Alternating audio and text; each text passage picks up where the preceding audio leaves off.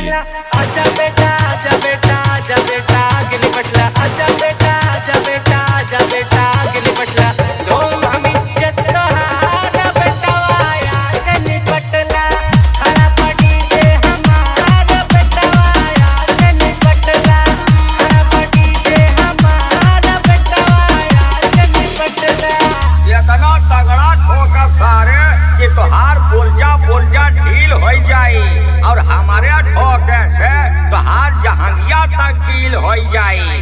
बेटवा तू जैसे चाहबा वैसे ठोका। जब जब कहबा पेश गिराओ जब जब कहबा हम चमकाओ जब जब कहबा हम चमकाओ जब जब कहबा पेश गिराओ जब जब कहबा हम चमकाओ हो तब हमको हर मोहान बेटवा आया के निपटला खड़ा पड़ी से हमारा बेटवा आया के निपटला खड़ा पड़ी से हमारा बेटवा आया के निपटला। ए बेटवा तोहार जैसे फरमाइश रही वैसे रेला घुसे दे और ना घुसबा तो जोर लगाई के ठेला। आवाज ना चपक रेली जवन होई मोर मालिक ठेली जवन होई मोर मालिक ठेली जवन होई मोर मालिक ठेली आवाज ना चपक रेली जवन होई मोर मालिक ठेली बंद बुलाई के कबाड़ बेटवा आया के निपटला खड़ा पड़ी से हमारा बेटवा आया के निपटला खड़ा पड़ी से हमारा बेटवा आया के निपटला।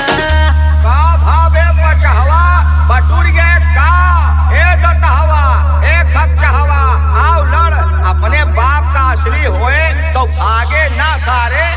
और कहवा फजावा तो कहवा फजावा तो कहवा फजावा तो कहवा फजावा और फजावा फजावा और फजावा और फजावा रोम नहीली हमारा बेटवा आय के निपटला खड़ा पड़ी से हमारा बेटवा आय के निपटला खड़ा पड़ी से हमारा बेटवा आय के निपटला।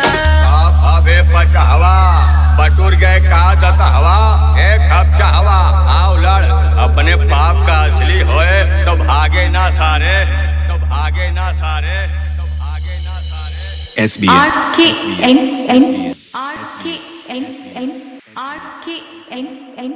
RKNN